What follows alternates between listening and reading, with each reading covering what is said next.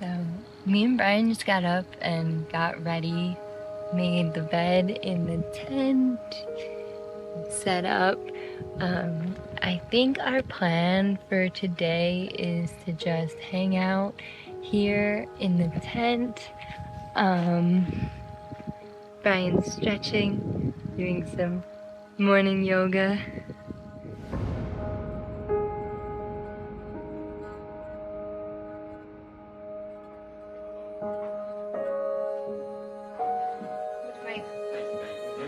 Hello, check 1, 2, 3. All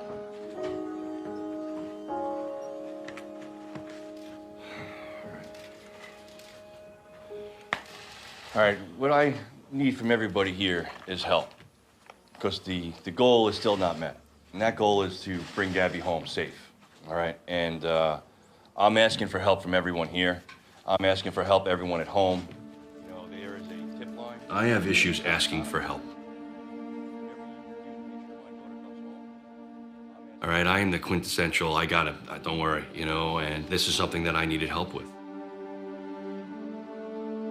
And all the help that we got, it was very humbling to see that amount of support. It doesn't make sense to me, but you know, the entire planet literally came together to try and help. This girl right here, this is what matters. That is it. Anything else, it comes second to this. Thank you. You go into a mode of just help me find. It's just straight panic. It's really what it is.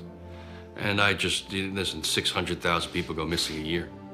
I mean, that's the statistic in the United States. Everybody deserves the same amount of attention. Everyone deserves the same amount of help. But that's my baby, you know, and that was my angel.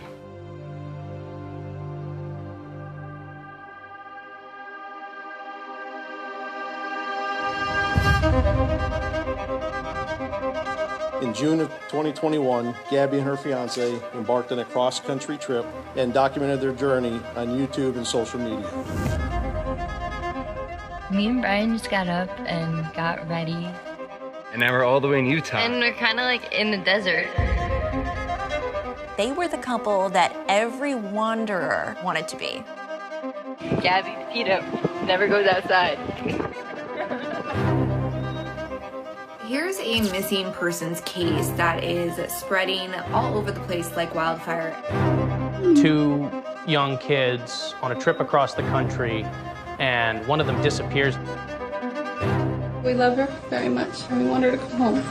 Police across the country are searching for any clues related to Gabby's disappearance. We need settlement! This case became a social media obsession. I see Twitter going like crazy. I have been so consumed by this case. Where's Gabby? Where's Gabby? It felt like the whole country was trying to find her. Dozens of law enforcement agencies, the FBI, and thousands, possibly millions of people online. You couldn't tell anything could have been wrong. They could have never known what was to come.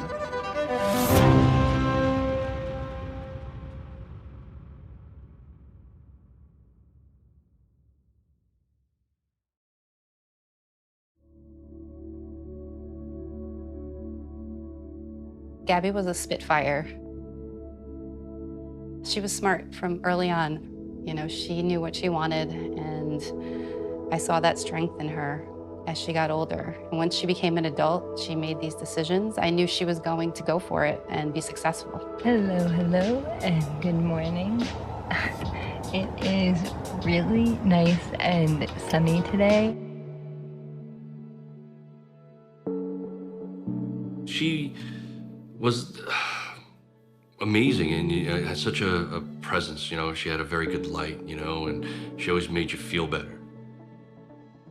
I don't honestly think Gabby had any bad pictures. She was always so photogenic. I mean, since she was... I got a few. I got a few. She's precious then as she is now. Yeah, that's always gonna be my baby, you know. changed my life.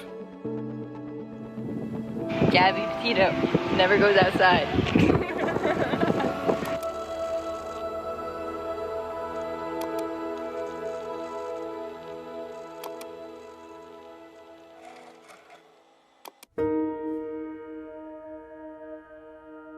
I had Gabby at 20 years old, and she was born on March 19th, 1999. She was a big, healthy baby, about 8 pounds, and she was just ready to go the moment she came out. We were so close because I was such a young mom that she was just everything to me, and I just wanted to be the best I could be and do the best for her. She taught me pure love, just pure joy, how to live life to the fullest.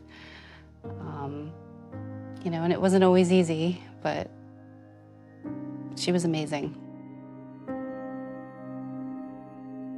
Well, you want to talk about a scary moment for a 20-year-old, you know? But my mother, she came to me and she says, hey, listen, you can be a jerk or you can be a man. You have to pick one because you can't be both, you know? And I wanted to be in Gabby's life. That's my baby, you know? And she changed my life. I am proud of her, and I will always be. You know, that's my angel.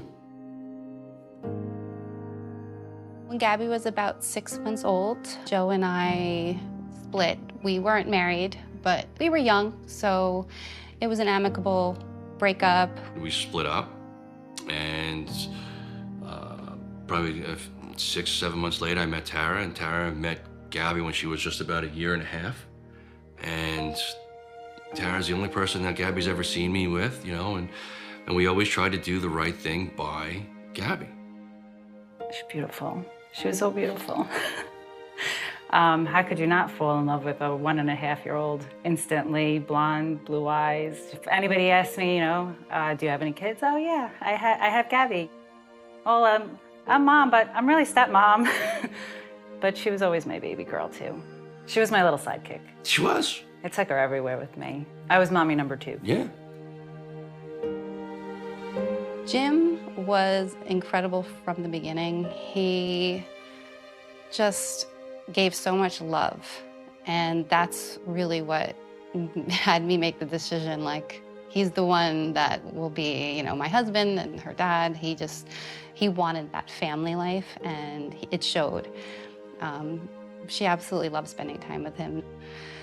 I think that Gabby knew she had 2 dads and 2 moms, and we are so proud of that.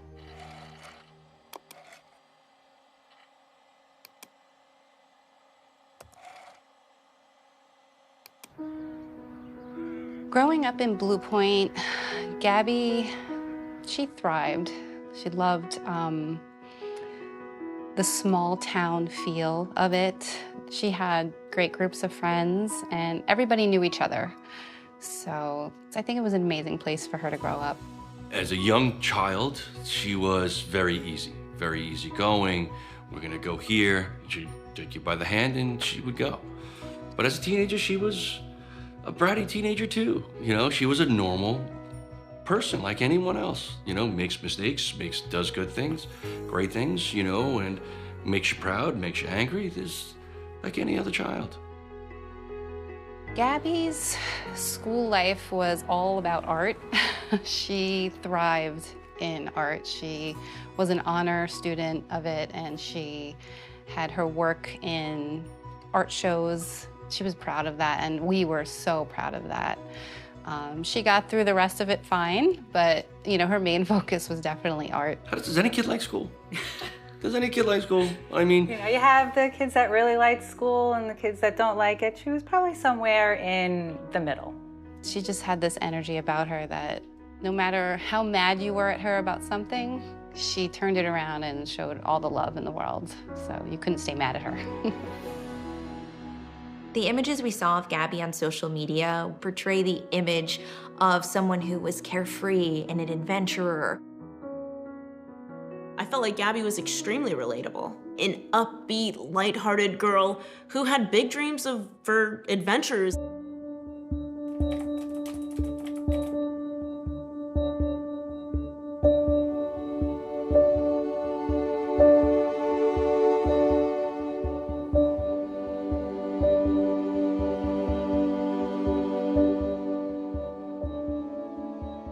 Gabby and Brian knew each other for a while. They had been friends in high school.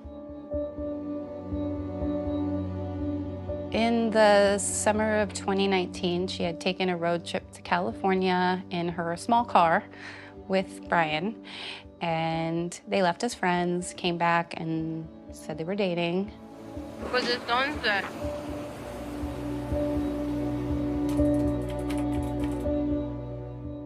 At that point, she decided that she was going to move to Florida because that's where he was moving either way.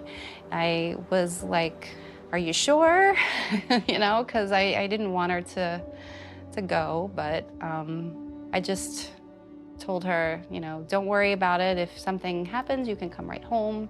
You know, just because you're moving doesn't mean this isn't your home anymore. And yeah, she just went. But she was driven, you know, again, she had things that she wanted to do in her life, and she's an adult. She has to make these decisions. I was not happy that she was moving. But I think it was my own selfish reasons, because I couldn't see her all the time. And now this happened, so.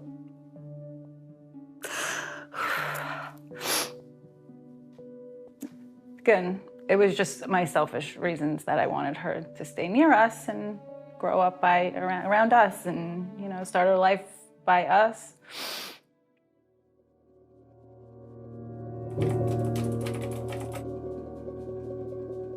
So I think it was interesting to see that they shared that together on Instagram.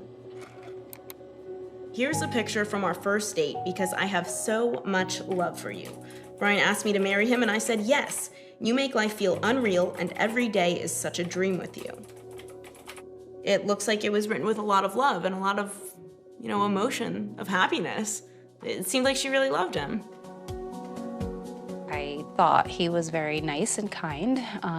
I figured they had known each other long enough for it to be a safe kind of transition, that she knew this person well enough to want to go move with them. She was maturing. She was an adult, and she was going away. What parent doesn't want to see their child every day? You know what I mean?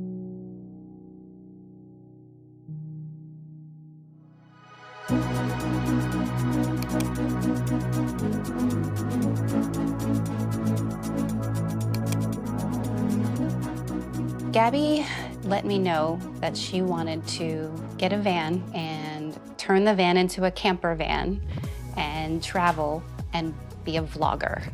Of course, I was like, okay, you know, do you have money? How are you gonna pay for this? But she was working and saving, and they got the van. She had a picture drawn of what she wanted it to look like, and she made it happen. She would send us pictures of the updates and stuff that she was doing when she'd FaceTime us and show us. She was very proud of it. She put a lot of work and effort into it. Oh my Yes. God, got it. Oh my God. Gabby was so proud of her van, and when she got to New York and I seen it in person, I was very impressed. I couldn't believe how much stuff was actually in there, but it was all tucked away neatly because of her. She just loved everything so perfect. She was always artistic and clean, so she set it up just so cute. It was done well. It was adorable, Very the way that she set everything up. Once she had her mind set on van life and traveling, that's something that she set out to do. For the nomadic static, the YouTube, you know, she put a lot of effort into that. If she wanted something, she would work to get it, you know, and she was driven, she had passions, you know, and she wanted to achieve them. When I heard that she wanted to set off on this long road trip in a van, I was a little envious, to be honest, the minute she told me, and I wasn't gonna stop her. I wasn't gonna tell her I didn't believe in it or I didn't want her to do that. I encouraged her. I love the band.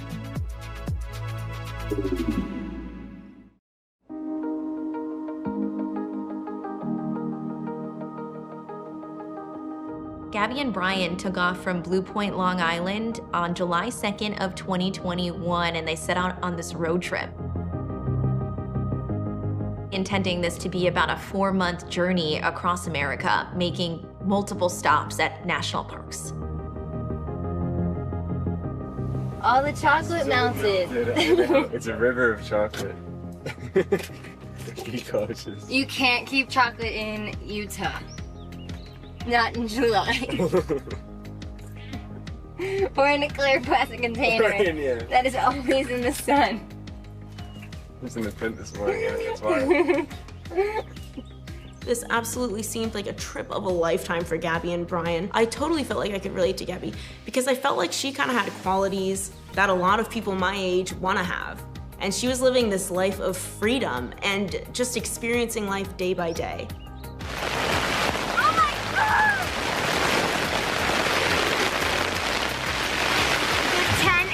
Coming in on me. The wind is so bad. I've just been sitting here like this for a while.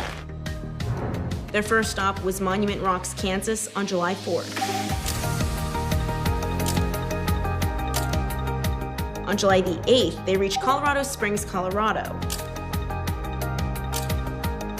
On July 10th, they were at the Great Sand Dunes, Colorado.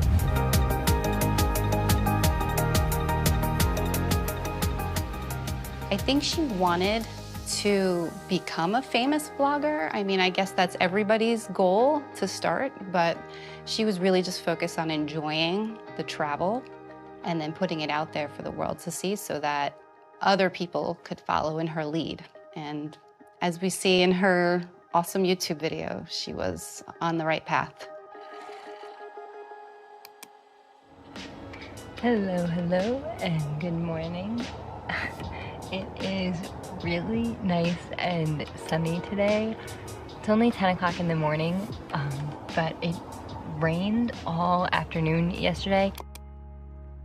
She sent it to me before she posted it, but she thought it was perfect and everybody loved it, so it worked out for her. But it was just like, I was amazed that she was able to create that for her very first video. That's how talented she was. So, we are right outside Capitol Reef right now in a free dispersed camp spot. And we've been lucky so far at all the places we've stayed, but I'd say this is one of the best so far. Since we left New York, I've only set up my hammock once, and now we're all the way in Utah, and luckily enough, I was able to set up my hammock in one of these trees. And we're kind of like in the desert. Very few trees. She kept in touch with me almost every day. I had a shared picture folder in my phone. She would just put all her photos into this shared folder, so I got to see her adventures as they were happening. And she didn't always call, she had bad service, but I would at least get to see the photos, and she would just text me to say, I'm here, I'm in Colorado, I'm in Utah, and just some of the parks that she was going to. Me and Brian just got up and got ready, made the bed in the tent, set up. I think our plan for today is to just hang out here in the tent. Brian's stretching, doing some morning yoga. She would send sometimes a package with some little items and postcards for each one of us, all hand-drawn and handwritten out. You could just tell how much Gabby cared about Brian's family because of how much she communicated with them. She was actually buying postcards, which is almost a lost art on our generation. And she was writing them to his family and sending them down to Florida in order so they could be a part of this trip with them. Uncle Brian and I miss you so much. Everywhere we go reminds us of you, like the Red Rocks at Bryce Canyon. The sky here is so open. There's more stars than I've ever seen. Love, Aunt Gabby. That postcard from Gabby to Brian's family, that just shows that she was in this, that His family was her family, and that's how she felt about them. It's just so sweet. You just don't see that every day anymore, especially at 22 years old. You're not just going into a family and calling yourself their aunt. There obviously must have been a really deep connection with them. On July 16th, Brian and Gabby arrived at Zion National Park, Utah. Next, they went on to Bryce Canyon National Park. After 24 days on the road, they reached Mystic Hot Springs, Utah. She was happy. I had never seen her so happy. She was just excited to be in these new places and exploring beautiful mountains in Colorado, these hot springs, you know, just gorgeous places that I've never even seen. And who doesn't want to travel across the country? Jealous. And see all the beautiful things here. You know, there's amazing, beautiful sights to see.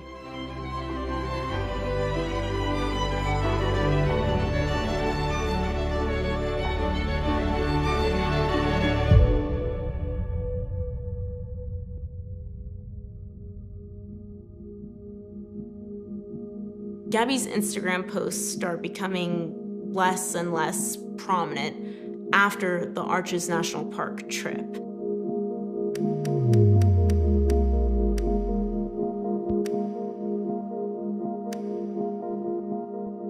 And in a lot of her posts, she would put a lot of details about what they were doing or where they were going. And then it seemed like there was less and less details coming out. And then Gabby's last post on August 25th. The post was her holding this tiny crocheted pumpkin, perfectly done, hair looked perfect, big smile, and the caption simply said, "Happy Halloween," with a couple of emojis. It's the end of August. That one just didn't make sense. On August 25th, it's believed that Gabby and Brian were supposed to be heading towards Wyoming and headed to the Grand Tetons. I had FaceTimed with her either the 24th or the 25th. I can't remember the date. That was the last time I physically saw her. August 24th. 24th. Yeah, I mean, she was having problems with the nomadic static, you know, the email addresses to set that up, you know, and so we YouTubed it and we walked through it, you know what I mean, and did all that. There was frustration, but not at each other, you know, there's just like the stupid laptop, you know. But yeah, she was always happy.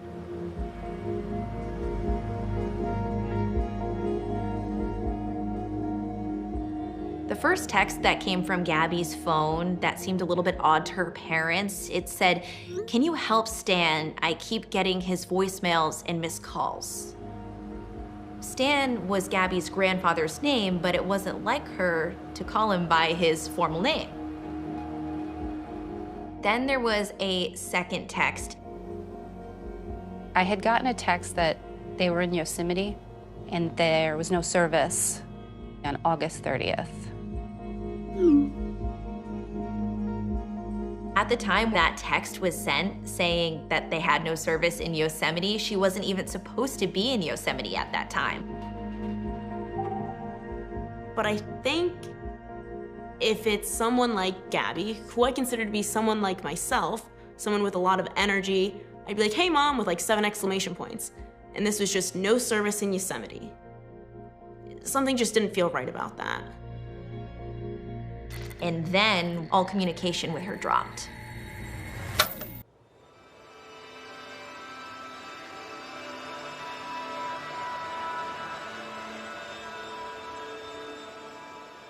So as of September 1st is when I started to text her every day. And for the first few days, I thought she's definitely camping in a place that has no service because I was used to hearing from her every day. And my texts started to change. I started to ask her to please get in touch with me. I'm getting worried. There was one text I sent her that said, "I'm gonna call the park police. Like, I'm really concerned." So I was getting calls from Nikki, and then she hasn't talked to Gabby in a couple of days, and she would talk to her more than I would. I think when Nikki called us and said, "Have you talked to Gabby?" And when we realized when the last time we spoke to her and we're like, No, we haven't.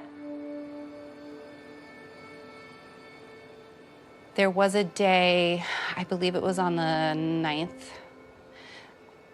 I realized I never tried to text Brian, and I texted his phone, and it went green, like it wasn't going through. So that's when I decided to text his mother, and no response there. So we started calling, and calling the parents, try and text, see what we can figure out. We weren't getting anything, so. So by the 9th, I was completely beside myself, ready to report her as a missing person. I was ready to report both of them as missing at that point, because I couldn't get in touch with anybody. I texted and called her phone repeatedly. I texted his mother, I texted Brian's phone. I didn't have anybody else's phone number, but we didn't get any response from anyone. You go into panic mode, because you don't know what's going on. Can't. It's like she just used the word panic. Your whole body is like shocked. You go into a mode of just help me find. So he goes into this mode where it's like he's find, and I'm in the background and I can't move. I can't do anything. My brain is just, it goes to complete mush. Like, I started checking her social media, and I was like, there's no activity going on here. I haven't heard from Gabby. I haven't gotten a text, a photograph, nothing. So on the 9th and 10th, we started calling parks out west, asking, does this name have a reservation? Can you please help us? They tried to give us as much information as they could, but there was no reservations. There was, no way they could look for somebody that wasn't reported missing. So from that point on, I had to get her reported missing.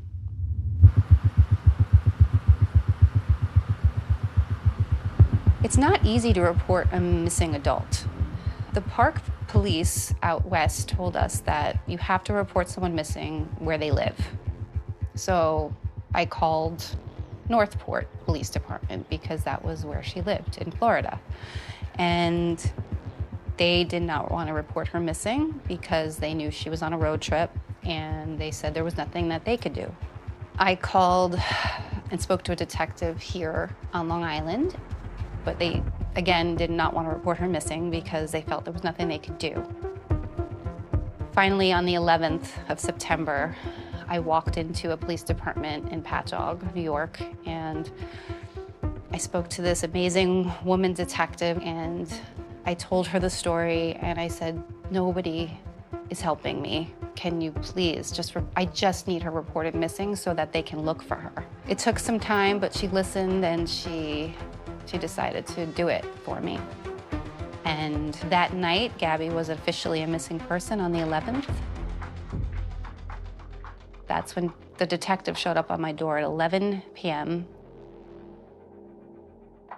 She looked me right in the eyes and said, the van and Brian are in Florida.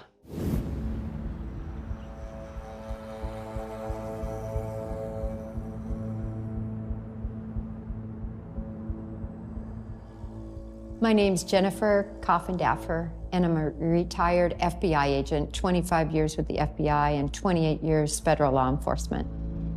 What happened? September 1st, Brian Laundrie returned from that trip alone with the van and no Gabby.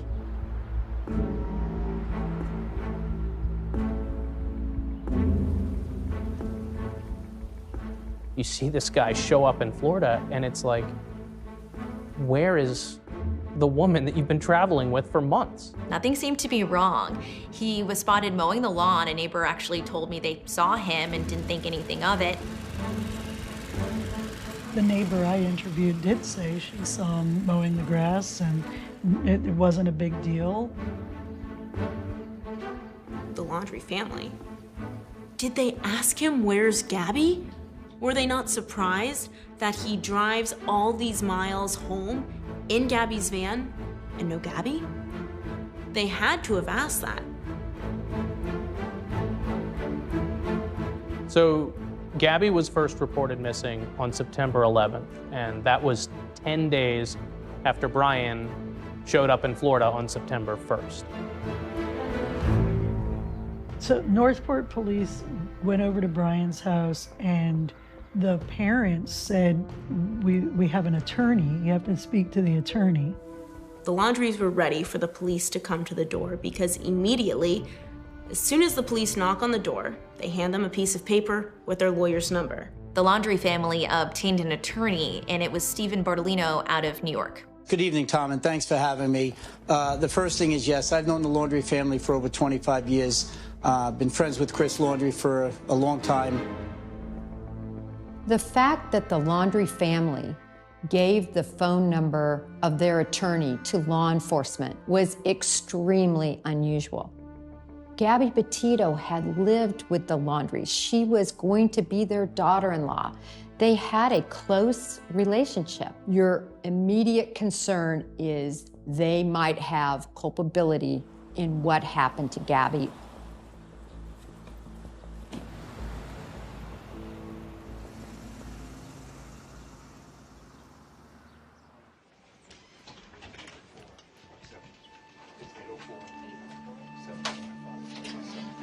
I can start right where I'm saying and spelling your names first. Sure.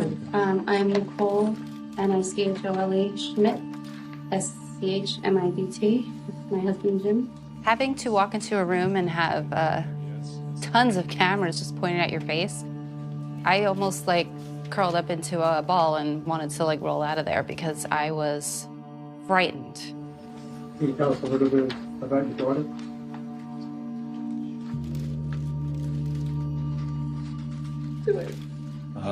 Gabby's 22 years old. She's an absolutely beautiful, beautiful soul inside and out. They all like kind of looked at me and said, it's okay, it's fine. Like they just made me feel calm. When they started asking questions, I could barely answer them. She's incredibly artistic, creative, loving, caring, free-spirited, just wonderful soul. Just want to have fun on a nice cross-country road trip. She enjoys life. But it's what you have to do. You know you have to spread your child's face across the news and get this story out there so somebody can find her. And Nicole, if she is watching this, I don't know, but you know, is there anything you would like to say directly to her?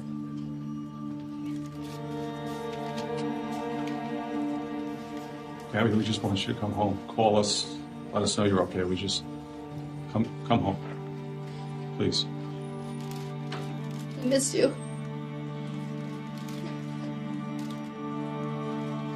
Sorry, guys. Thank you. Thank you so much. So it is surreal. I don't remember a lot of it. I think you kind of black out during some of those periods, but you have to do it.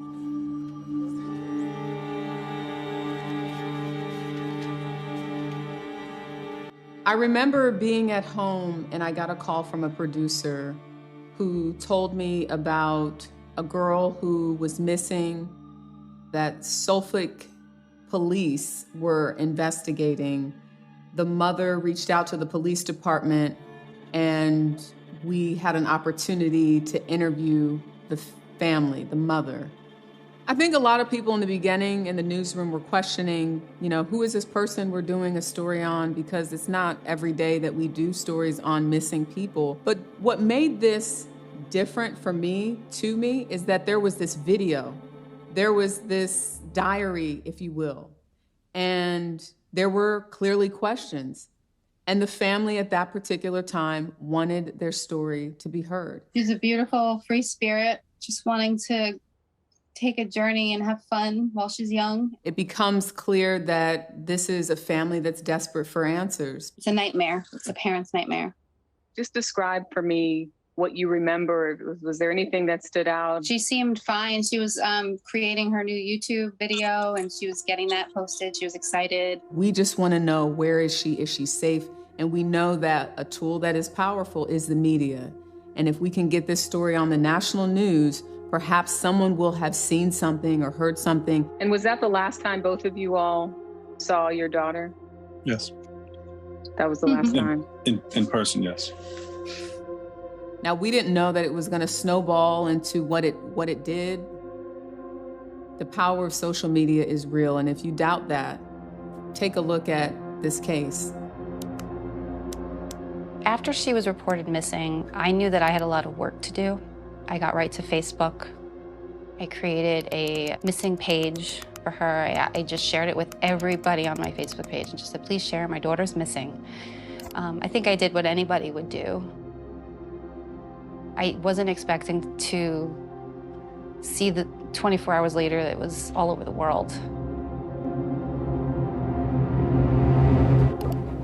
Who is this Gabby Petito? What is the story? My heart breaks for this case. My heart breaks for Gabby and her family. I slept like 3 hours last night. I have been just so consumed by this case.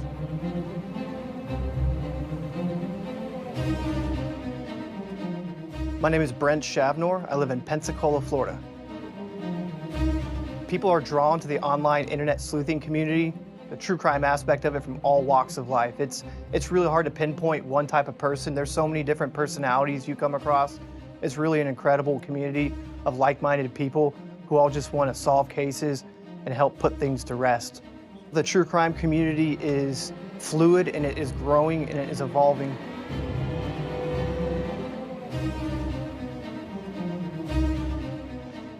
My name is Olivia Vital, and I sell real estate and I make videos. I became interested in being an internet sleuth because I've always been interested in the unknown, and I am intrigued by finding answers and finding the truth, essentially. It's civilians, just normal people who want to make a difference, who come together to sleuth. Really, that's essentially what it is.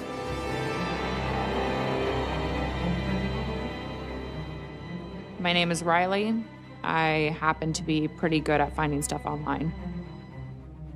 I wanted to try and search the internet and see if there was anything I could find. People were turning to me with questions and, well, what about this or what about that? So then I did start looking into other things.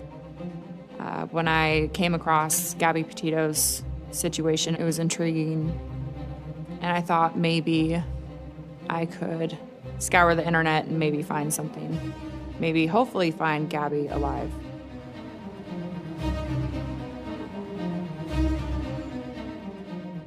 It was amazing what happened. It was amazing how people banded together. I worked with, Olivia and Riley and so many other people that we would work together pulling information.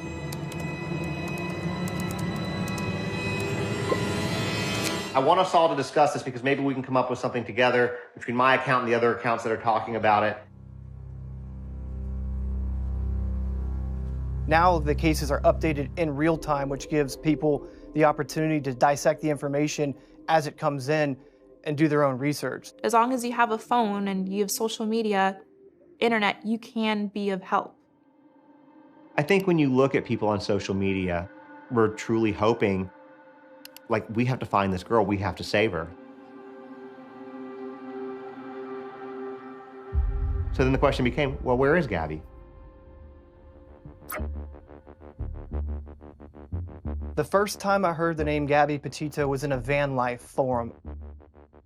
I am from Florida and I do have a van that I converted. So I'm part of a forum of communities where everybody gets together and discuss ideas, topics, different ways to retrofit their van. When the information first started to pop up about Gabby Petito's disappearance inside of the van life forums, the message was, hey, fellow van lifers missing, everybody look out at your campsite, see if you recognize this van. The internet became very fascinated with the case very quickly. People using these platforms to get this word out because, one 60-second or less video can go very, very far, very, very quickly. So here's a missing persons case that is spreading all over the place like wildfire. The whole thing has been bizarre since day one. Her family is asking that you keep sharing Gabby's story, keep sharing her pictures, keep saying her name, so that her name and her face stays out there in the media. The public is able to solve things that the police aren't able to. So it's important to make this stuff go viral. It's important to get it out there. There were a lot of people who felt connected to Gabby Petito's story, especially younger people who are on these different platforms, Instagram, TikTok. They were sharing information at a rapid pace. Gabby Petito is 5'5" and 110 pounds. She has blonde hair and blue eyes. She also has a triangle tattoo, which you can kind of see on her left arm. It was massive on TikTok. It spread off of there to Twitter and Instagram and Facebook and all of that. But when it did blow up, I mean, it was all over. Everyone started talking about it. Gabby Petito became the #1 searched name in all states in America at one point.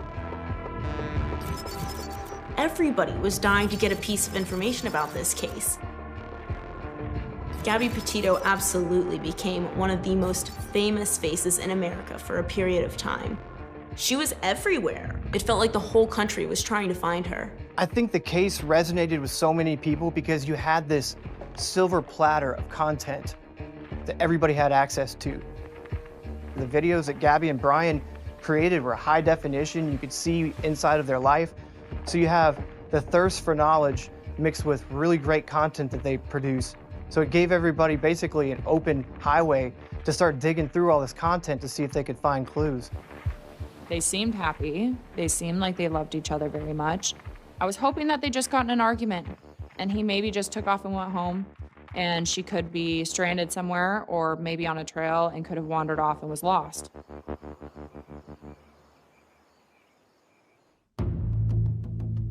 So now we had social media, we had mainstream media, the FBI, and multiple local jurisdictions now assisting in this case. So unusual. The fact that the police department reached out very early to Steve Bertolino, the attorney for the Laundries, asking for help via Twitter is very telling. This case was really one that took the turn where social media became so important in their investigation. I have been out here for hours today. I've seen Laundrie's parents come and go from the house, but they refuse to say anything. I was outside of the Laundrie house a lot, and within the first couple of days, people started to hear about the story, and they started to come out. I believe that from day one, when Brian's family was silent, that made everyone even more upset. I think it made the case go even bigger because their silence was so suspicious. It was a huge red flag. If you knocked on the Laundrie's front door, they would not answer. You would not know anyone was inside. They would act like no one was home. There was a man driving a golf cart around the neighborhood with signs saying, "Where is Gabby? Brian, you need to talk." His kids were out there with megaphones. It was clear that the neighbors in the neighborhood, people living in Northport, but also people from all over Florida were catching on to this case and wanting answers and getting more and more frustrated that the one guy who had been with Gabby was not saying anything, nor were his parents. There's so many questions that the public was left with that just had no answers. And this is why it was so captivating.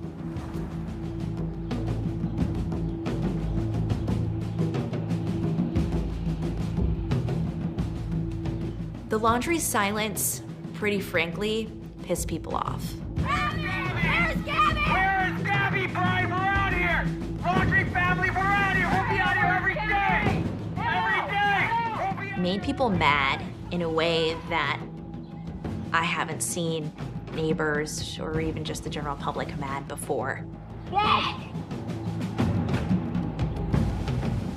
It was the way that everyone just started to create these theories and these hypotheses of why they weren't saying anything, thinking they were hiding their son in some way, and everyone was angry, just behind Gabby's family, wanting to find her and knowing that the needed information was likely inside of that yellow house. And then the biggest twist in this case is when that body camera from that police stop in Moab, Utah came out.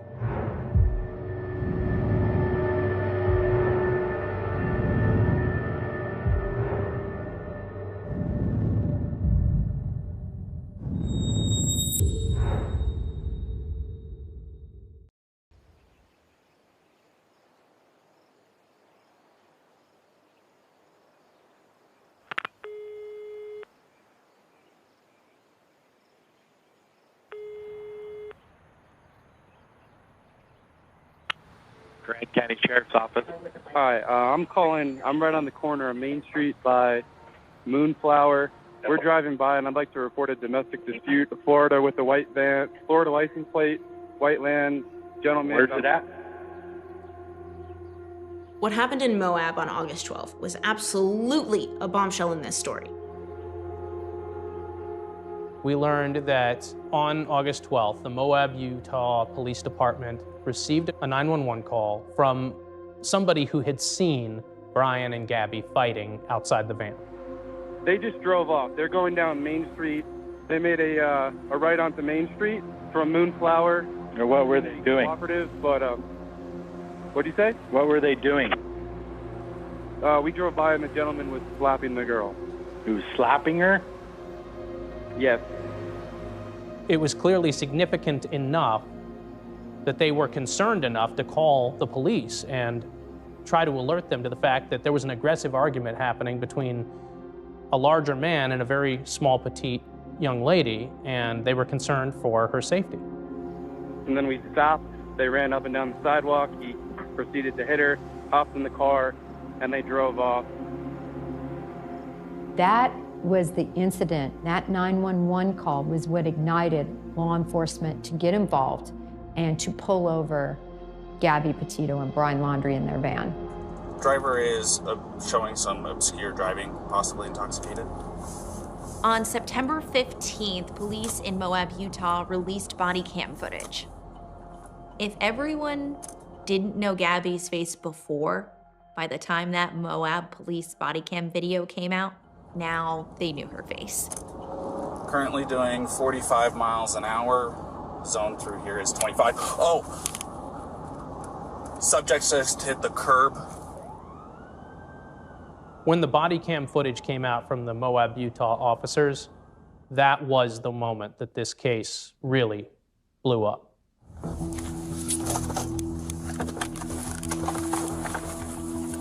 Up until this point, it was a mystery, right? Earlier, we had seen this manicured social media account that Gabby had been putting out in the world. The pictures at Arches National Park and the body cam footage show two totally different stories. You look at the pictures on Instagram, and it looks like you're seeing a perfectly happy, young and in love couple. Fast forward to this body cam footage, you can see there is a huge rift in this relationship. This was something that showed what life may have been like when those cameras were turned off. What's your guys' names? Gabby. Brian. Gabby, Brian, okay. What's going on? How come you're crying? I'm just sorry. We've just been fighting this morning. Some personal issues. It was a long day. We were camping yesterday, and camping got flies and stuff. I'm sorry I hit the bump there.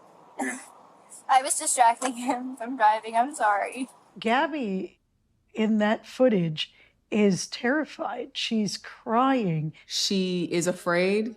And I remember thinking like, oof, you know, just feeling chills. I'm gonna go ahead and close your door, okay? I'm just gonna over here.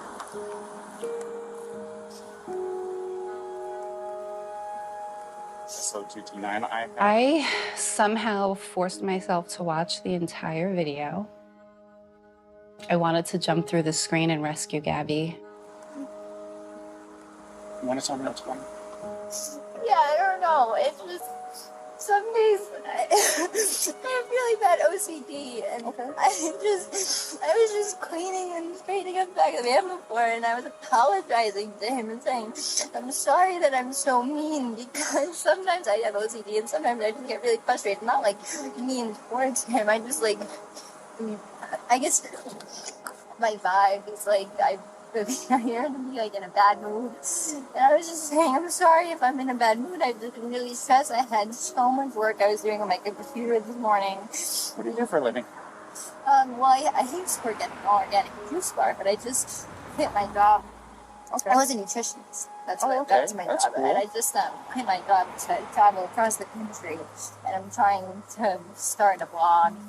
And have a blog and stuff. So I've been building my website. So I've just been really stressed, and he doesn't really believe that I could do any of it.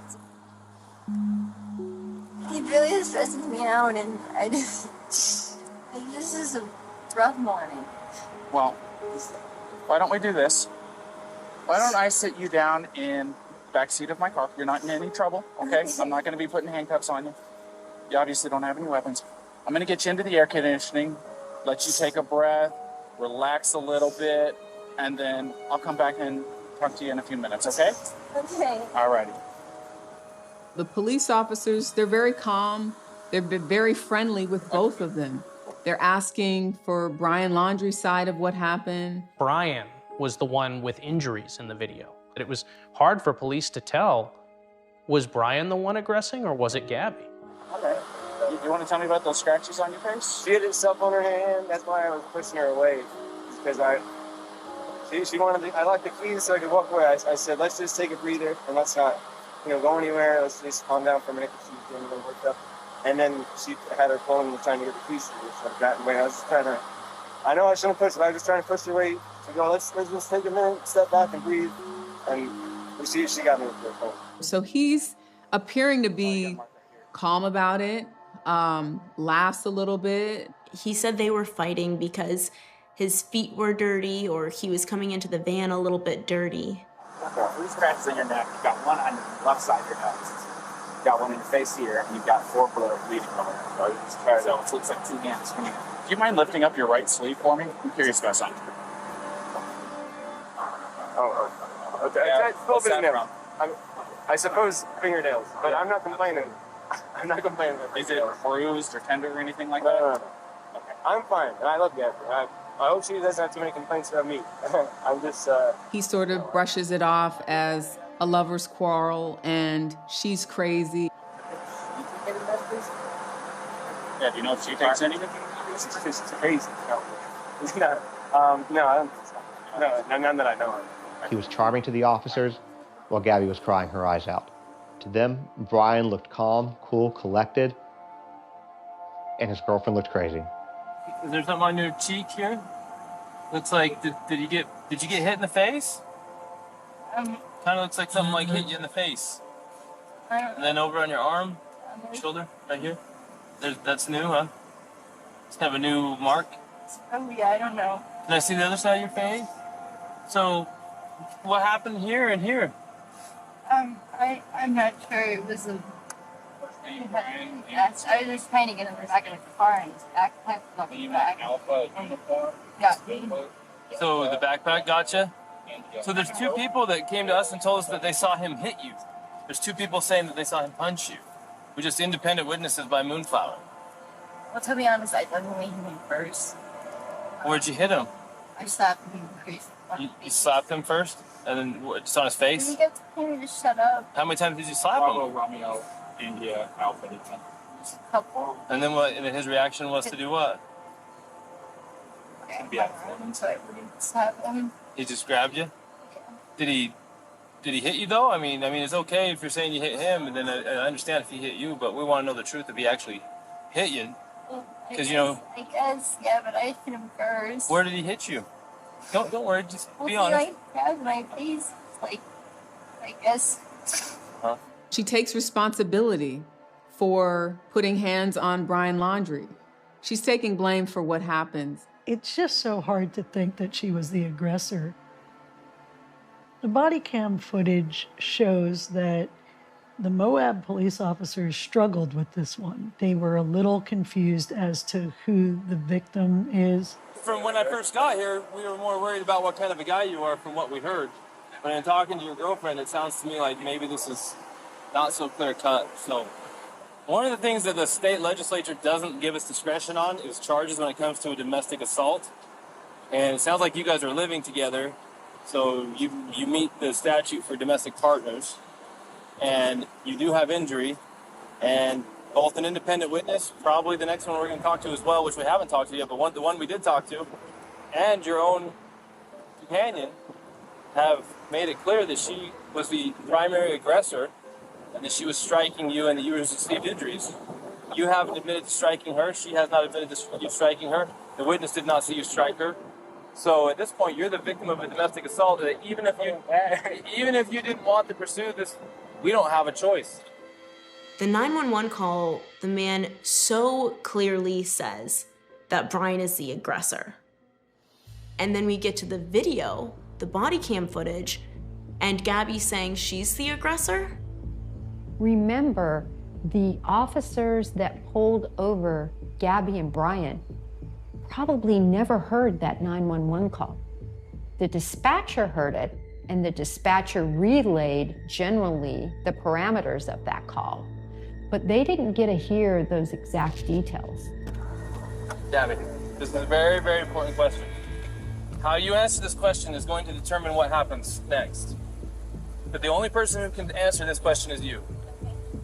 Think very hard before you answer the question. Do not quickly answer it. Think very hard. When you slapped him those times, were you attempting to cause him physical pain or physical impairment? Was that what you were attempting to do to him? What were you attempting to do? What was the reason behind the slapping and stuff? What was it you were attempting to accomplish by slapping him? I was trying to get him to stop killing me from there. Well, it doesn't sound to me like she attempted to injure him. It's your call. It's 100% your call. I support you either way. That was a pivotal moment because it could have broken a legal barrier there where they would have had to take a different action than they did. Because if she were to have said, yes, I meant to hurt him, that's assault, right? So that could be a legal charge right there. Officers treated Brian Laundrie as though he was the victim. They put him in a hotel room. They told Gabby Petito, here are the keys to the van. You need to go somewhere. We don't know where, but we're gonna make sure he has a place to stay. And you all need to just separate for 24 hours, and then you can go on about your way. So I just want everybody to breathe, get a chance away from each other. Go eat a meal, talk to your parents, whatever it is you gotta do. I think the Moab video was important to show the reality behind the social media personality. You see the happy, fun life in their posts on Instagram and YouTube, and we got to see what can go on behind the scenes that you would never know. And I think that's why people related to her. They saw the realness, and they saw her as a real person struggling. It was hard to watch, though. It's a struggle still. I've only watched it once, and I won't watch it again.